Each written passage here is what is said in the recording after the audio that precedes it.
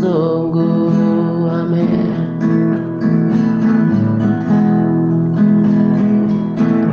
Mengasihi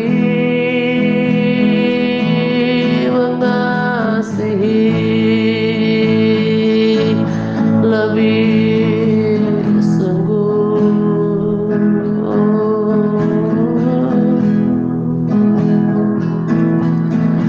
Tuhan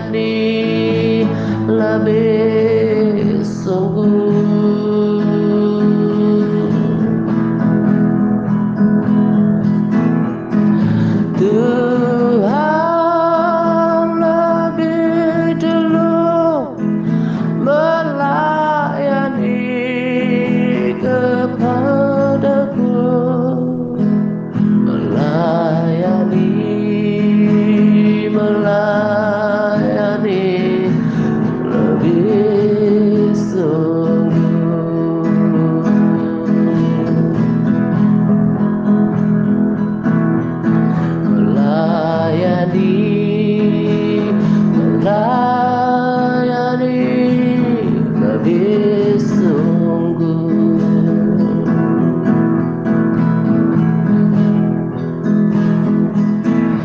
melayani, melayani.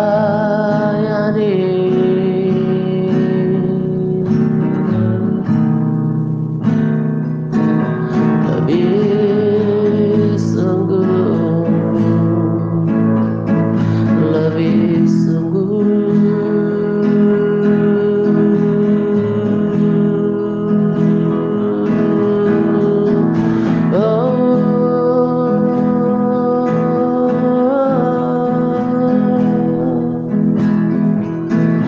Melayani lebih sungguh.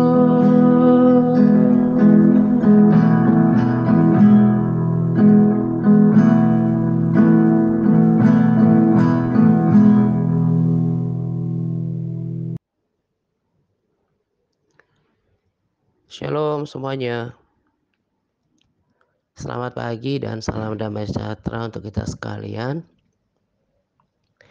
Pada kesempatan ini saya akan berbagi sharing dari apa yang saya dapatkan dari persekutuan saya dengan Tuhan. Hari ini saya memberikan sharing baru untuk hari Rabu ini. Hari Senin yang lalu kita menikmati sharing lama yang belum pernah dibuatkan video. Tapi sekalipun pengulangan, dalam pemikiran saya itu ketika kita mendengarkan ulang gitu, itu bukan sesuatu yang sia-sia gitu. Bagi para sahabat atau saudara yang sudah mendengarkannya sebelumnya, berharap bahwa setelah mendengarkan yang kedua kali, bahkan yang ketiga kali, maka pesannya semakin jelas gitu, dan semakin mengerti dan memahami gitu. Kemarin ada Bu Paulia berkomentar di grup WA, rasanya Bu Paulia ya, kalau saya nggak salah, ibu ini berkata bahwa saya dengarkan dulu berulang-ulang baru ngerti artinya gitu ya. Jadi saya ketika membaca ini antara antara uh, uh, ini dalam pikiran saya ini antara kata-kata saya yang memang susah dimengerti atau memang Bu Paulianya yang butuh waktu untuk mengerti gitu ya. Nah jadi yang saya mau katakan adalah kalau kita mendengarkan ulang, mendengarkan lebih dari 1-2 kali, maka akan semakin banyak persentase pengertian dan pemahaman yang kita dapatkan. Saya sendiri juga sering mendengarkan video penting yang memberkati lebih dari 1 kali. Karena tadi saya katakan bahwa daya tangkap manusia itu kan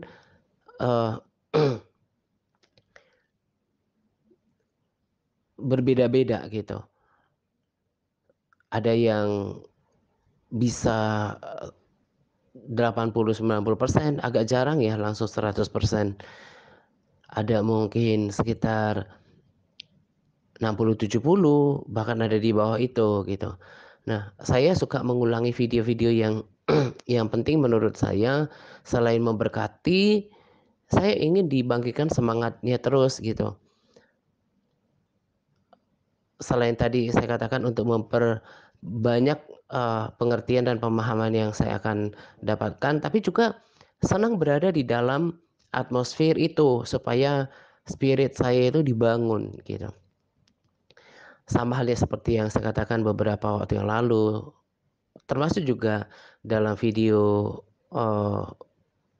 terbaru ini, video lama yang kita dengarkan pada hari Senin, saya katakan bahwa kalau kita membaca firman Tuhan berulang-ulang dengan hati yang haus dan lapar akan firman Tuhan, maka kita akan semakin dipuaskan gitu ya.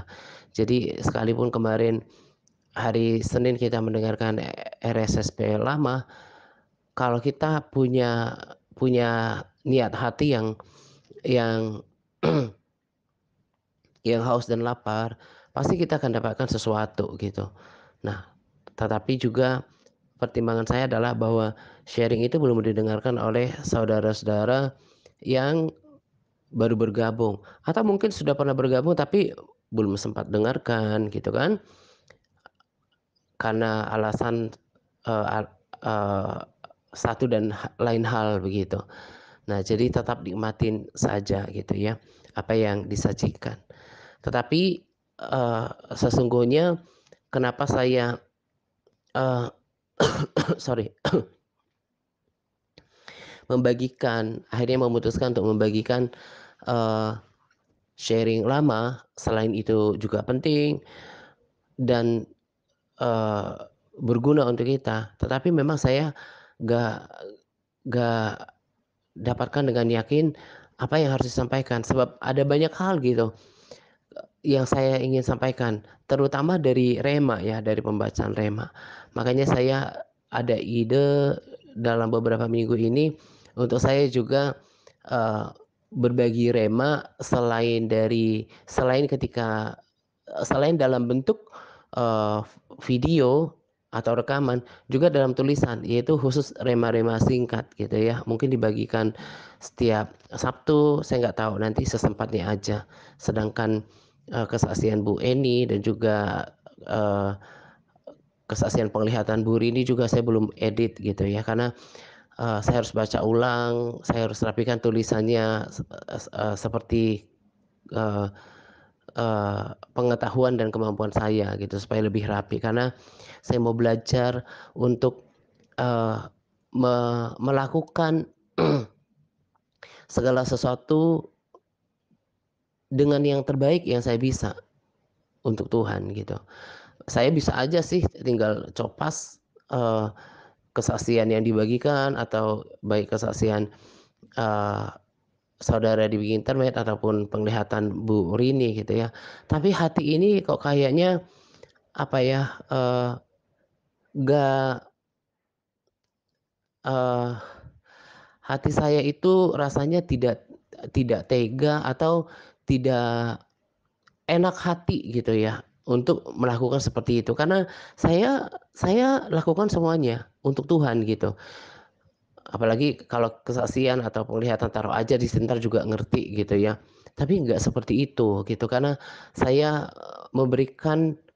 mempersembahkan, melakukannya untuk pribadi yang terbaik dalam hidup saya gitu ya. Jadi, eee, berusaha untuk, eee menulis, membuat rekaman yang terbaik, persiapan rekaman yang terbaik, semuanya yang terbaik gitu, yang saya bisa lakukan. Nah, makanya saya lagi cari waktu untuk membuatkan rema-rema singkat untuk saya juga, eee, bagikan, entah itu setiap hari Sabtu atau nanti, eee, gabung bersama dengan para sahabat dan saudara untuk berbagi rema supaya lebih rame di hari Kamis, saya nggak tahu gitu. Nah, jadi, ketika kemarin saya mau adakan persiapan, ada banyak hal yang pengen saya sampaikan dan menurut saya itu penting gitu ya. Tapi karena belum ada confirm di dalam hati saya untuk sampaikan tema apa, akhirnya, saya putuskan untuk membagikan sharing lama. Tapi itu juga bagi saya itu seperti clue dari Tuhan untuk saya, eee, ya harus bagikan yang lama dulu atau bagi yang, eee, eee sesuatu yang baru gitu. Jadi ngikut Tuhan itu apa ya, pengalamannya itu sangat kaya gitu, penuh dengan seni gitu. Jadi kadang-kadang saya nggak begitu yakin tentang sesuatu, padahal sebetulnya itu adalah seperti clue untuk saya bagikan saja yang lama gitu. Lalu kayak tadi pagi ini saya rekaman hari hari Senin siang setelah olahraga gitu ya, setelah exercise, eee pagi-paginya itu saya udah ketika bangun doa, eee, jam 1 saya, bangun gitu ya, udah tidur 3 jam. Kalau terbangun sekalipun tidak jam 2 seperti jadwal doa saya biasanya, kalau roh saya tahu bahwa saya harus berdoa, maka saya berdoa gitu. Ketika saya persiapan doa, udah bagikan posting gitu ya jam 1-an, menjelang jam 1:30, eee, sesuatu saya dapatkan gitu ya, saya langsung tulis pada Capas gitu, saya tulis pada catatan saya nanti ada pada Capas gitu, bahwa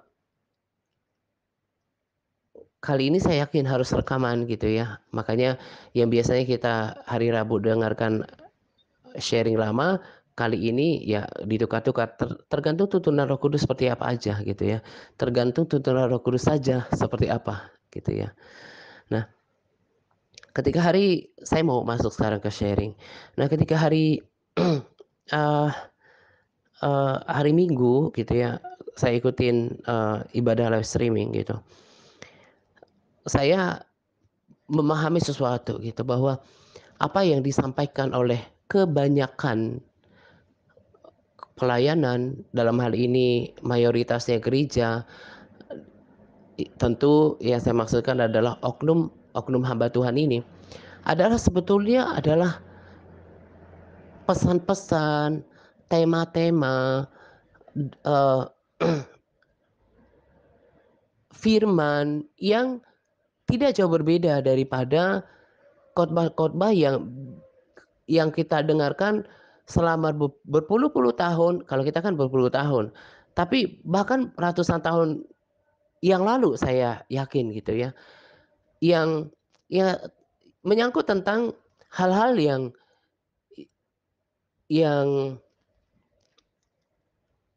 yang standar dalam arti bahwa ya tentang kita hidup di dunia ini, bagaimana kita, mengalami kasih Tuhan gitu ya, perlindungan Tuhan, itu nggak salah semuanya, tapi tema-temanya seputar itu aja gitu ya.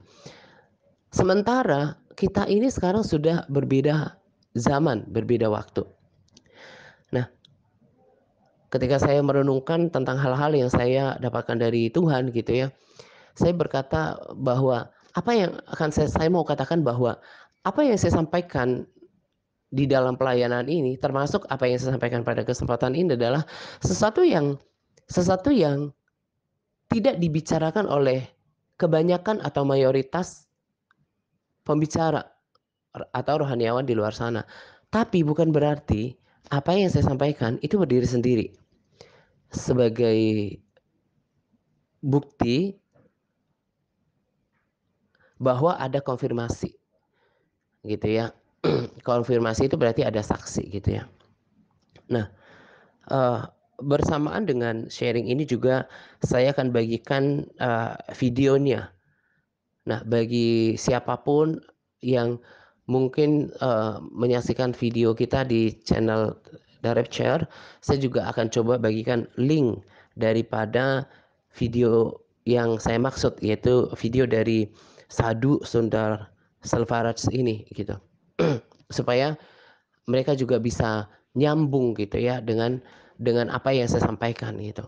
Tadi kan saya katakan bahwa kalau kalau di-compare dengan tema khotbah kebanyakan atau mayoritas oknum hamba Tuhan di luar sana, saya punya punya punya, eee, tema-tema itu, eee, agak berbeda, tapi lagi-lagi saya tekankan, tapi bukan berarti berdiri sendiri gitu. Kalau kita bergaul dengan firman Tuhan, lalu kemudian kita memiliki persekutuan yang erat dengan Tuhan, maka kita akan bisa mengerti apa yang disampaikan oleh Roh Kudus gitu. Dan oleh ketajaman itu kemudian kita bisa bisa me me untuk filter, untuk, mem eee eee, mengenali, membedakan sesuatu dari Roh Kudus atau tidak gitu ya.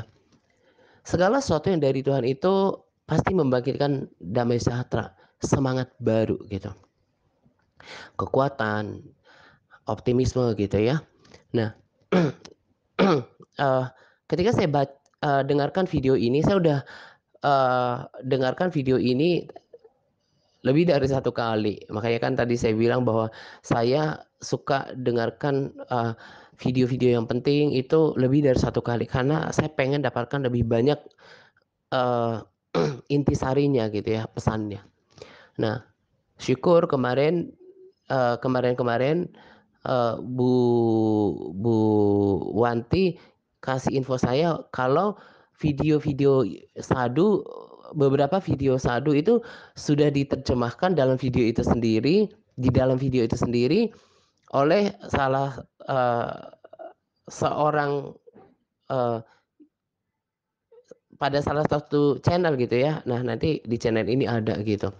Ya, saya bersyukur aja karena selama ini kan diterjemahkan oleh Bu Wanti.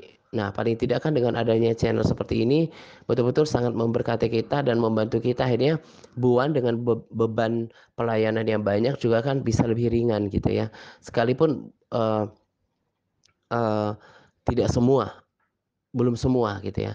Tapi yang kita perlukan sudah diterjemahkan ke dalam bahasa Indonesia. Jadi nanti setiap kita bisa mengerti gitu ya, sekalipun nggak tahu bahasa Inggris, nanti kalau diikuti ada terjemahannya di situ. Nah, ini yang saya dapatkan gitu. Ini yang confirm oleh roh saya, oleh Roh Kudus yang ada di dalam saya terlebih gitu.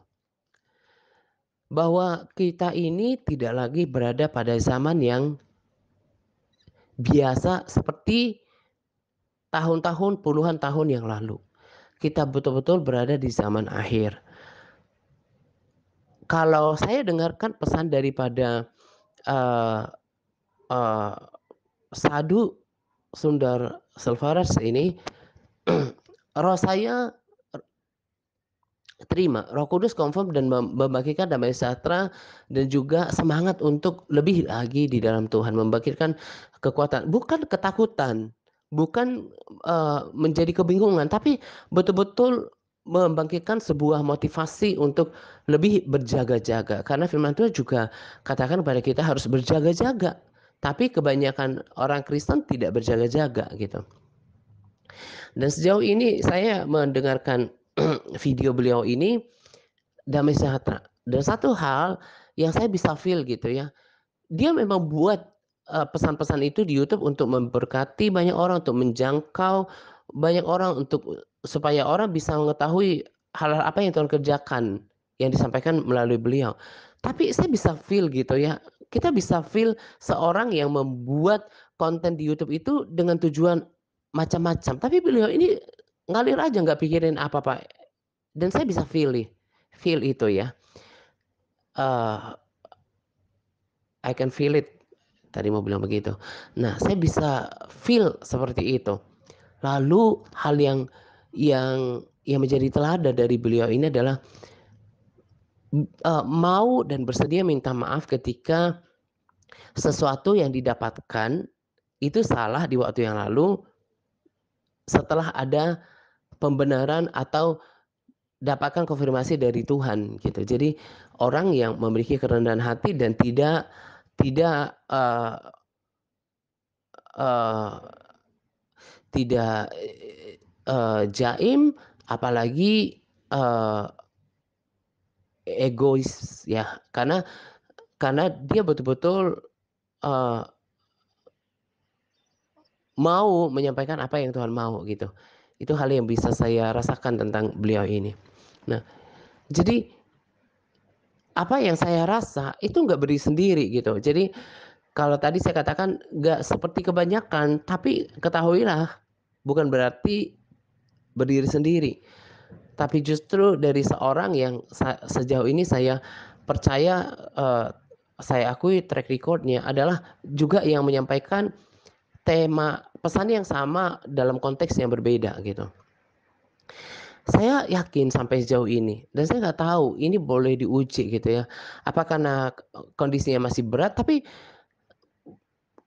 saya tahu bahwa tidak bukan berarti tidak punya iman ya, tidak lagi akan ada tahun-tahun seperti yang dulu, yang kayak, zaman-zaman, 2000-an gitu ya, ada KKR lah, ada, eee, acara-acara yang kerohanian yang seperti dulu, atau kehidupan yang pernah kita jalani katakanlah tahun 2000-an yang lalu. Tapi kita sekarang tapi kita sekarang sedang masuk pada akhir zaman itu sendiri gitu. Dan hal yang sederhana yang tempo hari juga saya sudah ulangi adalah dari ketika tahun 2000 ke 2021, apakah semuanya sudah, pulih seperti sedia kala, seperti membalikan telapak tangan? Tidak kan? Nah, demikian juga untuk tahun-tahun yang akan datang, sampai kita ketemu dengan kegenapan nubuatan bahwa kita akan masuk pada masa kesukaran. Justru yang saya pahami, apa yang kita rasakan sekarang itu sebagai persiapan. Hal yang positif yang kita bisa ambil adalah persiapan sebelum tingkat kesukaran, tingkat di mana masa aniaya itu datang. Kita harus belajar hidup dalam, eee eee, tingkat, eee, kesengsaraan yang pelan-pelan sampai kita sanggup, eee, berada ke sana, masuk ke sana. Sekalipun tidak bisa dipungkiri bahwa memang setiap masa itu akan ada proses penampian. Pemisahan antara orang yang sungguh-sungguh, orang yang berakar dengan yang tidak gitu. Nah jadi, tentang pesan video ini nanti disaksikan sendiri ya. Saya hanya ingin katakan bahwa apa yang didapatkan oleh beliau ini, itu yang saya dapatkan. Saya belajar untuk menjaga pergaulan saya dengan firman Tuhan dan persekutuan saya dengan Tuhan itu berjam-jam setiap hari gitu. Dan saya sangat yakin bahwa Tuhan itu tidak, eee, pelit untuk menyatakan sesuatu kalau kita akrab sama Dia. Dan sekalipun tidak dengan suara audible, tapi saya yakin pernyataan-pernyataan Roh Kudus yang saya dapatkan bahwa saya setuju dengan apa yang didapatkan oleh nabi ini. Saya bahkan malah kurang kurang bisa terima, kurang nyaman ketika ada oknum hamba Tuhan tertentu yang berkata nanti akan ada kebangunan rohani yang ya seperti apalah yang yang konon didapatkannya dari Tuhan. Saya tidak sedang judge, oknum hamba Tuhan tertentu, saya juga tidak sebutkan namanya, dan saya katakan secara umum bahwa orang yang, oknum hamba Tuhan yang, eee eee, menyampaikan tentang nanti akan ada kebangunan rohani, penuaian jiwa. Saya bukan berarti tidak menginginkan itu, saya bahkan merindukan itu, tapi yang saya pahami bukan itu.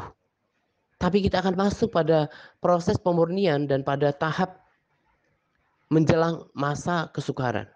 Nah, di waktu yang lalu beberapa kali beberapa sahabat atau saudara, eee bertanya kepada saya tentang vaksin gitu ya.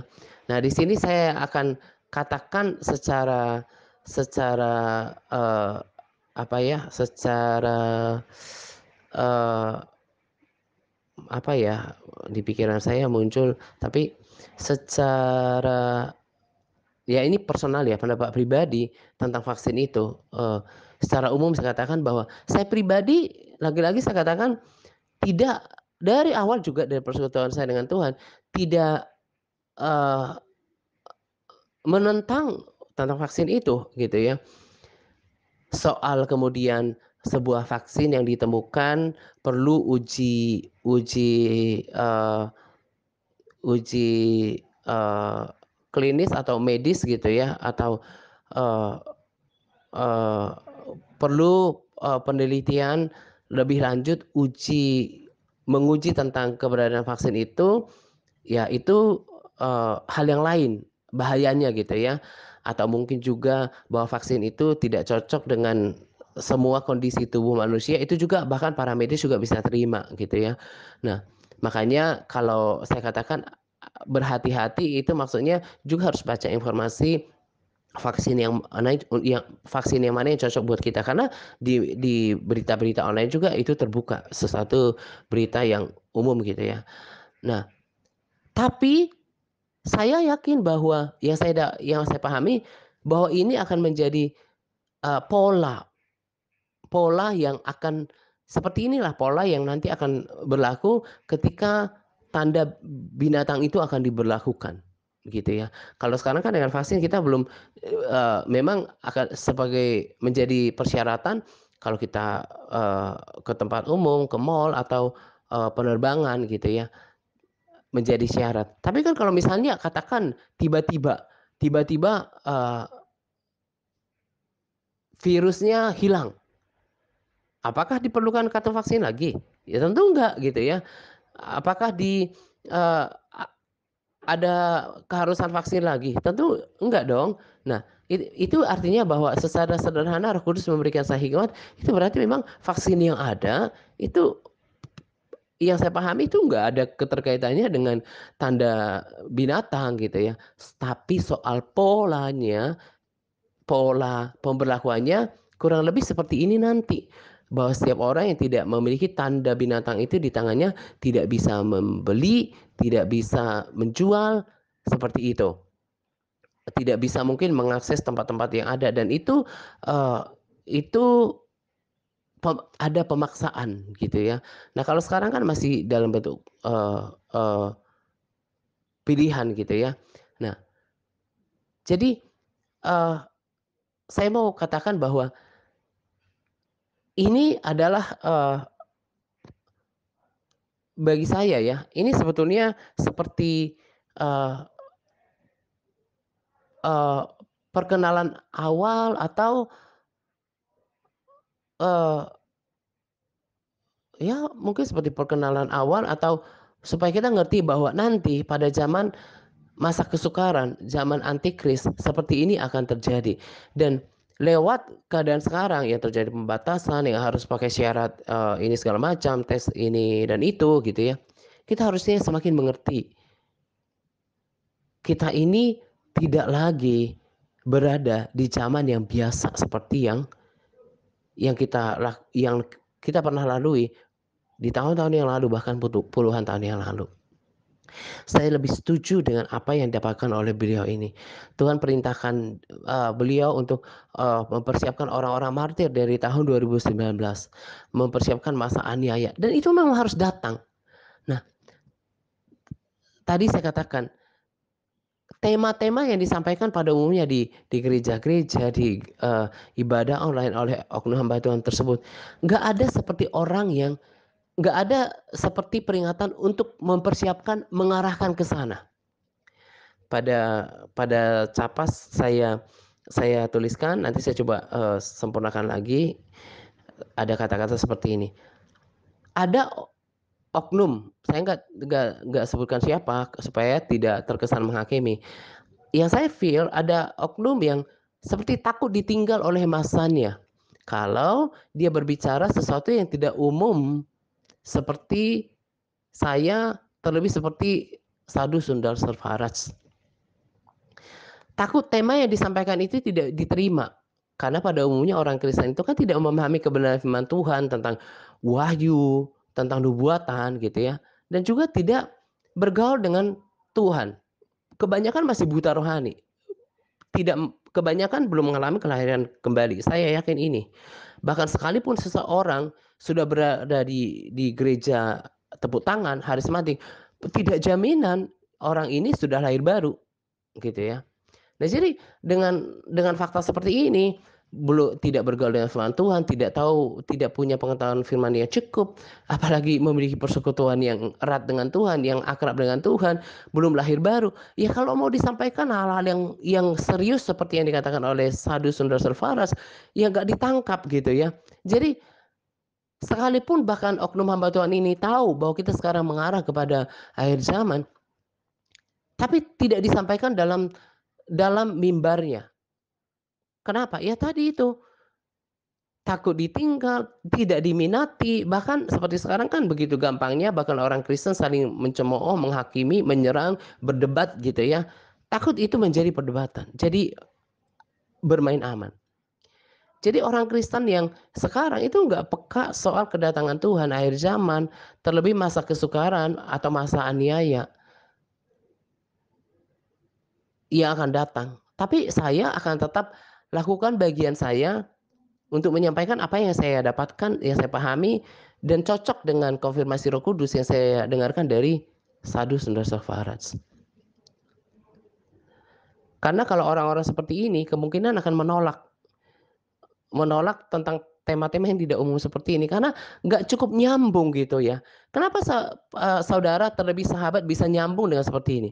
Karena udah banyak baca posting-posting rohani, terlebih udah tahu kebenaran firman Tuhan, udah belajar bersekutu dengan Tuhan gitu. Jadi paling tidak udah banyak yang lahir baru.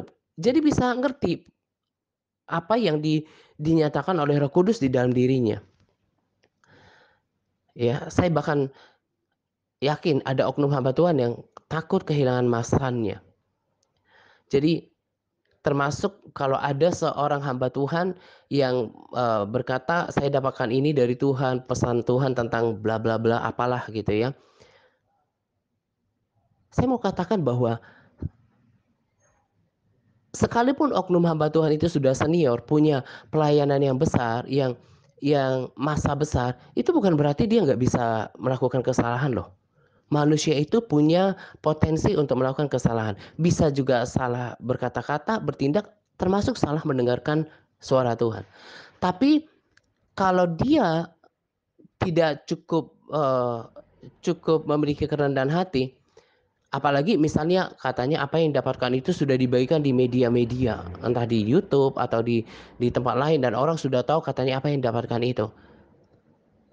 Itu kan akan menjadi pergumulan besar dan punya harga yang besar, punya kerendahan hati yang luar biasa untuk mengakui apa yang saya dapatkan itu ternyata salah. Padahal itu kan sebuah tindakan yang sangat terpuji dan mulia gitu. Karena saya yakin juga yang kata-kata Sadhu yang berkata bahwa segala sesuatu yang didapatkan dari itu pasti terjadi.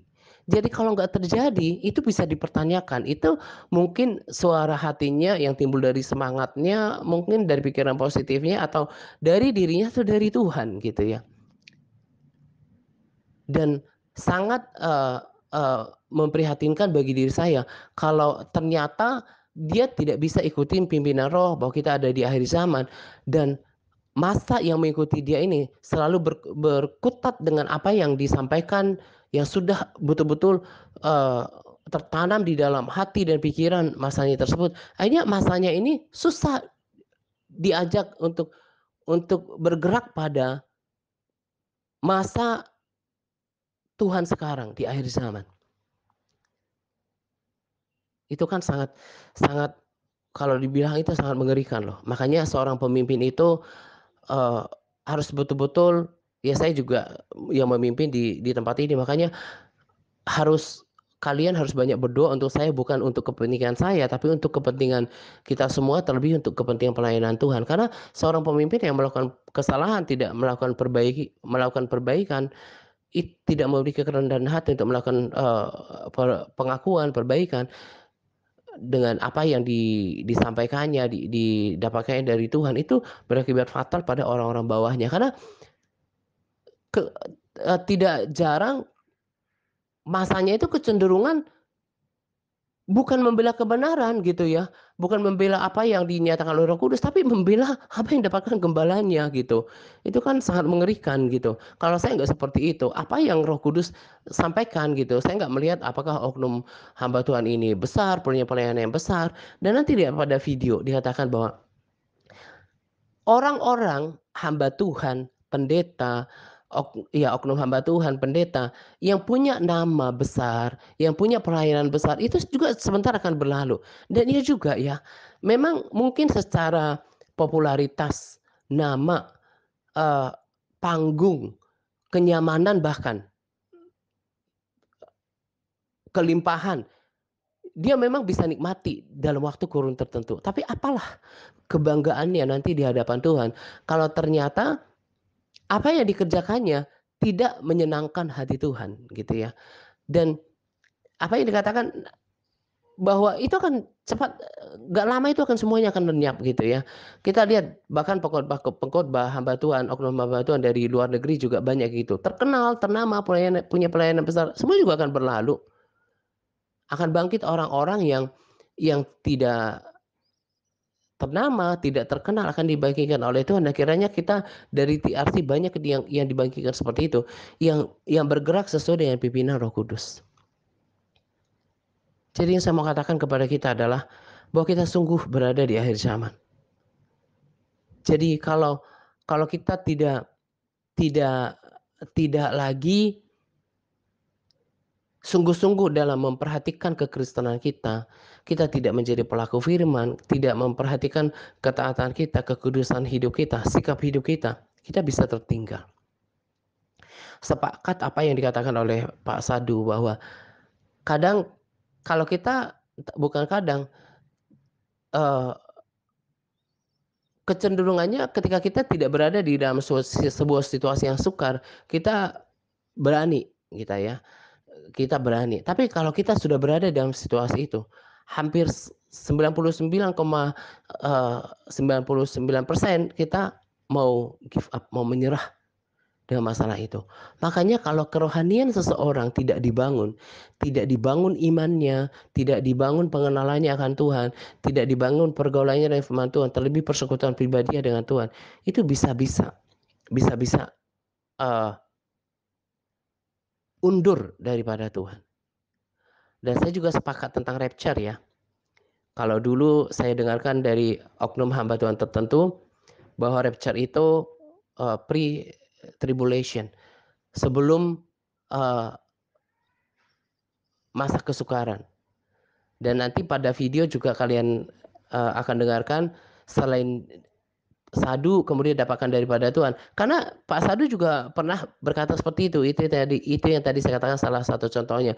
Dulu sebelum dapatkan dari konfirmasi dari Tuhan dan kebenaran firman Tuhan, dulu juga ada berpikir bahwa pengangkatan itu sebelum masa kesukaran. Tuhan menyelamatkan anak-anaknya. Tapi setelah Tuhan nyatakan kepada dia bahwa pengangkatan itu ada dan itu harus melewati masa kesukaran, masa penganiayaan.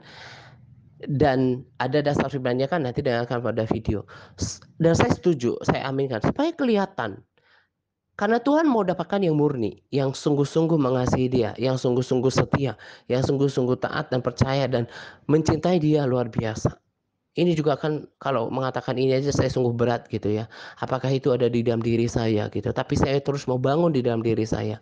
Jadi kalau mau dapatkan mempelai yang tak bercacat, tak bernoda, yang murni, yang kudus, itu harus lewat proses. Sama seperti emas, tidak akan pernah mungkin menjadi barang yang indah dan berkilau, yang menyenangkan, mengenakan telinga dan berharga kalau tidak mengalami proses perapian, proses pemanasan di dalam perapian. Demikian juga dengan kita. Kita akan dimurnikan lewat masa sukar, masa aniaya, termasuk saya katakan yang kita alami sekarang.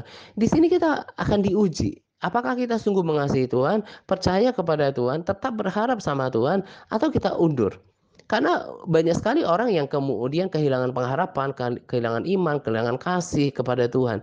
Dan Tuhan mau pilih yang terbaik, yang punya hati betul-betul sungguh-sungguh gitu ya. Jadi perhatikan sikap kekristenan kita. Kalau tidak cukup bertumbuh dalam kerohanian, tidak cukup kuat dalam kerohanian, yang akan di mana kerohanian ini hanya akan dibangun lewat pergaulan dengan firman Tuhan dan jangan lupa menjadi pelaku firman. Lalu kemudian juga persekutuan pribadi dengan Tuhan, membangun kerohanian dengan puasa gitu ya. Kalau tidak cukup berapi-api, kalau tidak cukup memiliki kasih mula-mula di dalam hatinya, saya ragu orang ini akan bisa berkorban kepada Tuhan. Tapi kalau tetap dalam kasih mula-mula, kasih akan memampukan kita berkorban, bertahan di dalam masa kesukaran, bahkan aniaya sekalipun. Jadi saya mau katakan bersungguh-sungguhlah dalam masa bersungguh-sungguhlah dalam menjalankan semuanya kerohanian kita. Sekalipun tadi saya katakan, seperti tadi saya katakan, sekalipun tidak bisa dipungkiri, ada orang yang tidak peduli dengan apa yang saya katakan sekarang. Mereka lah kelompok orang yang akan terus terjadi penampian, pemisahan. Karena orang yang terus bersungguh-sungguh berharap pada Tuhan, percaya kepada Tuhan, berserah kepada Tuhan, mengasihi Tuhan, takut akan Tuhan, itu akan terus melaju, dimurnikan, dan kiranya sampai kepada pengangkatan atau perjumpaan pribadi dengan Tuhan. Nah, itu yang saya mau pesankan pada bagian pertama. Lalu pada bagian kedua, ini masih erat hubungannya dengan pesan yang pertama.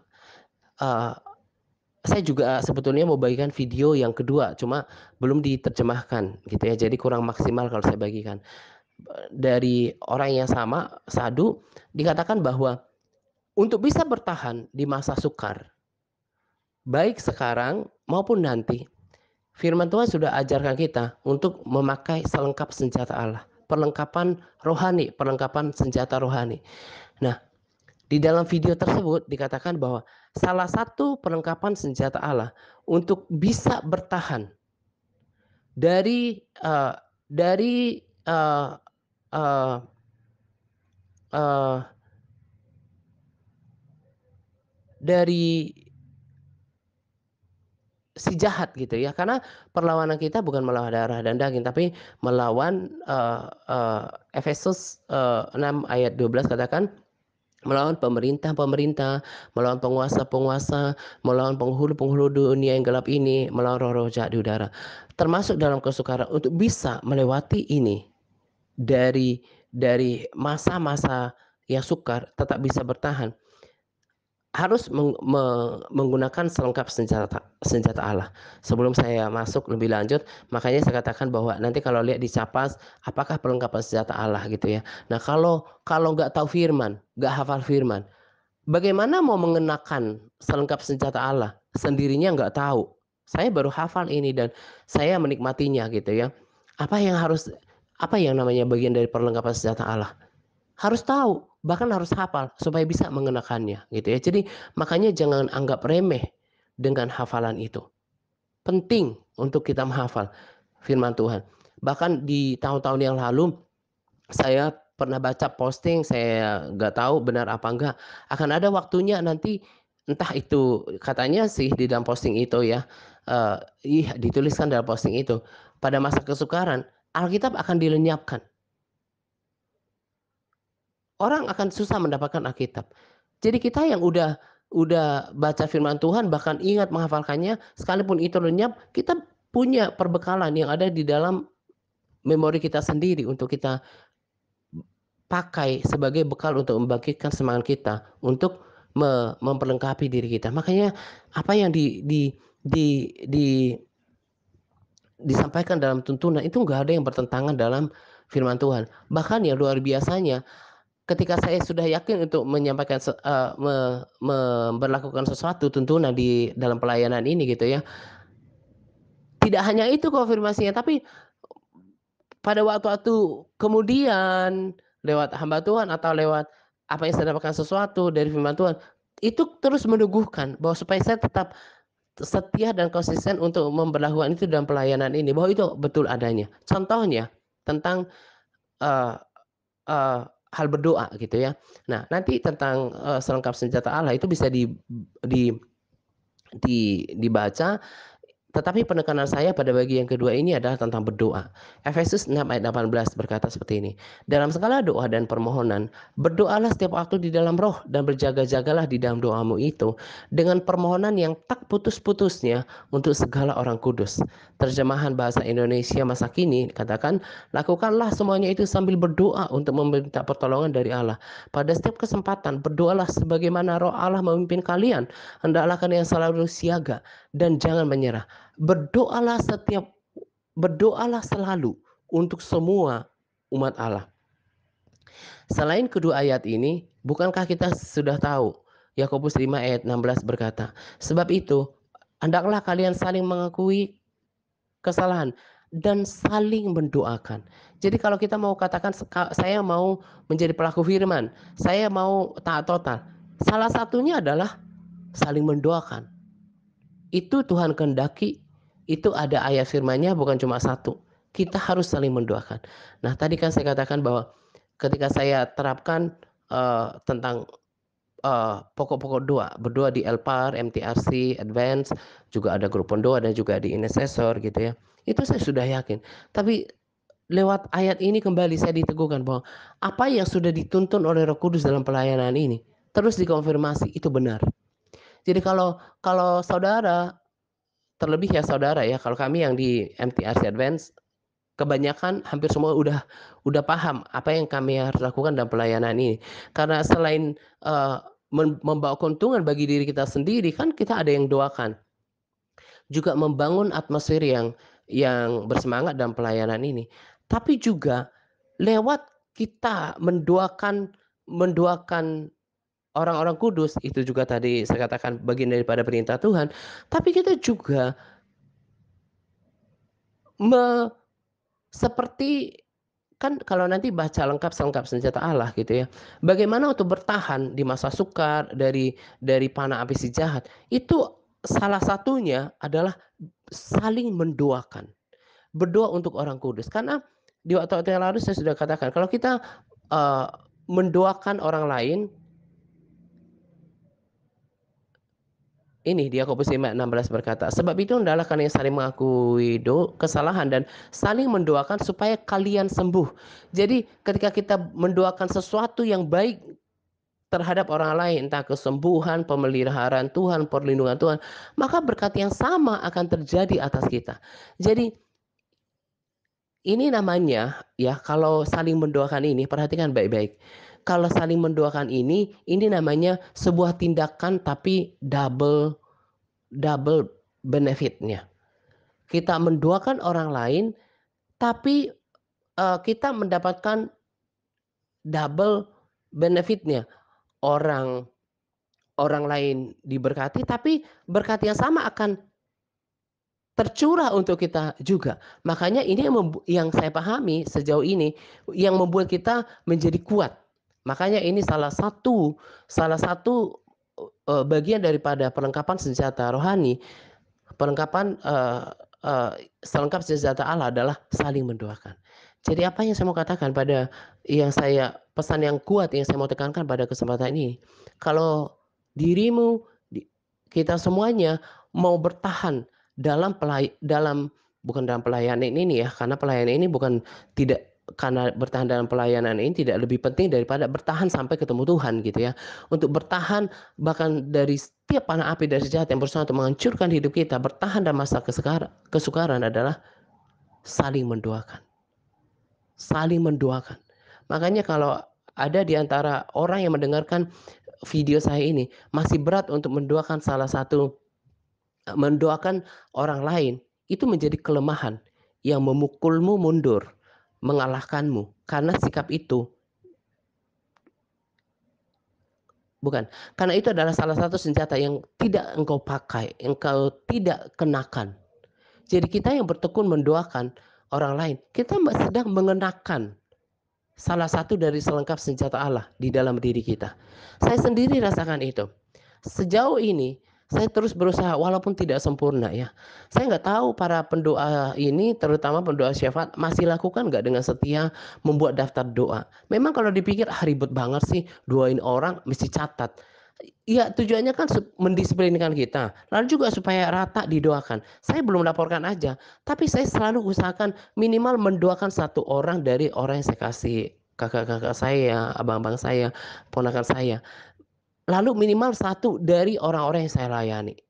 Tentunya mereka yang di MTRC Advance dan juga saudara yang berkomitmen melakukan LPAR. Ya, kalau yang TRC yang belum berkomitmen apa-apa, saya juga tidak punya komitmen apa-apa, tidak mempunyai komitmen lebih untuk mendoakan saudara gitu ya. Tapi dalam doa-doa saya pagi, siang, malam, saya berusaha sekalipun dalam lelah, tapi dalam kondisi lelah itu pun lakukan yang terbaik untuk mendoakan orang. Dan saya terima dampaknya. Saya seolah mengenakan salah satu dari selengkap senjata Allah. Dan itu bagian daripada untuk kita bertahan. sampai kepada pertandingan iman selesai, bertahan dalam masa kesukaran, terlebih nanti ketika kita masuk pada masa kesukaran. Jadi lakukan seperti untuk Tuhan. Jangan merasa rugi untuk mendoakan doa yang terbaik kepada orang lain. Karena yang terbaik juga akan datang pada dirimu. Mendoakan orang lain itu seperti tabur tuai. Menabur yang terbaik, mendoakan kepada orang lain. Doakan kesehatannya, kehidupannya, pemeliharaan Tuhan atas kehidupannya, perlindungan Tuhan. Itu akan otomatis menjadi benih yang sama untuk diri kita sendiri. Luar biasa apa yang Tuhan kerjakan di dalam pelayanan ini. Makanya saya bersyukur untuk Roh Kudus memimpin gitu ya, memimpin pelayanan ini. Karena harus banyak berdoa untuk saya, bukan untuk keuntungan saya, tapi untuk keuntungan diri kita semuanya, terlebih untuk pelayanan milik Tuhan gitu ya. Nah, kiranya apa yang saya sampaikan pada sharing kali ini dimengerti dan dipahami. Kita berada di akhir zaman, justru perkuat manusia rohaninya. Evaluasi, lakukan yang terbaik dalam segala hal. Bangun kerohaniannya supaya lebih siap ke dalam masa kesukaran. Dan juga lakukan dengan sungguh-sungguh berdoa. Bahkan lakukan lebih berdoa untuk, makanya kalau kita doakan sampai para hamba Tuhan, gereja Tuhan, nanti juga kalau ada waktu saya akan sempurnakan gitu ya, karena kesibukan yang ada. Itu bukan hal yang konyol gitu ya, bukan hal yang sia-sia. Memang firman Tuhan katakan seperti itu, kita harus mendoakan sama orang kudus. Sesuatu yang tidak kita pernah lakukan sebelumnya, tidak maksimal lah. Mungkin kita berdoa 1-2 kali dulu. Dan itu juga yang terjadi, yang saya yakini di antara mayoritas orang Kristen. Jadi itu bukan sesuatu yang akan memberatkan. Justru harus lakukan dengan cara yang terbaik. Bahkan lakukan seperti untuk Tuhan. Nah, kiranya pesan ini diperhatikan.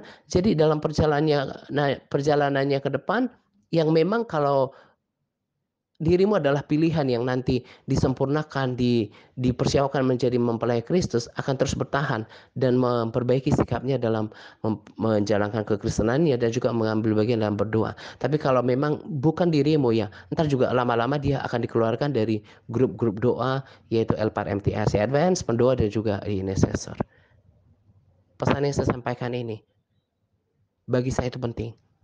Saya dapatkan ini ketika saya berdoa dan saya percaya saya selalu mengakui Allah yang ketiga, yang esa itu ada di dalam hidupku. Dan saya ingin berkenan kepada dia. Dan saya percaya firman Tuhan yang berkata bahwa Tuhan bergaul karib dengan orang yang takut akan dia. Saya berusaha untuk menjaga hidup saya berkenan di hadapan Tuhan. Dan karena itu saya percaya apa yang saya dapatkan, terlebih ada dasar firman-Nya, adalah segala sesuatu yang berasal daripada Tuhan, membangkitkan damai sejahtera, kekuatan dan semangat, bukan ketakutan atau kebingungan. Kiranya diperhatikan, disimpan, direnungkan, dan diaplikasikan. Ini saja yang saya mau sampaikan pada sharing hari Rabu ini. Selamat menjelang 2 pagi untuk kita sekalian. Semangat berpuasa kepada all MTRC yang bersemangat dalam berpuasa. Semangat par. Tuhan Yesus memberkati kita senantiasa. Amin. Lebih dulu melayani kepadaku, melayani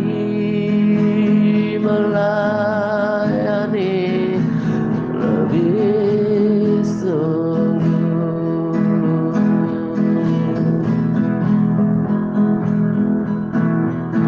melayani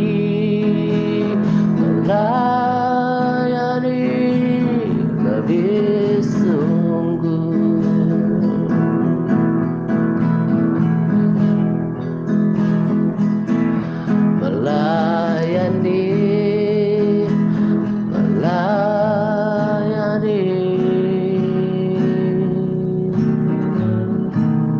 lebih sungguh, lebih sungguh.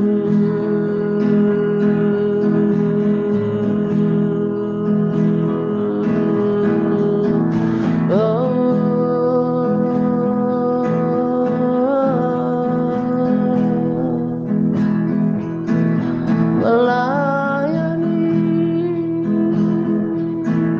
lebih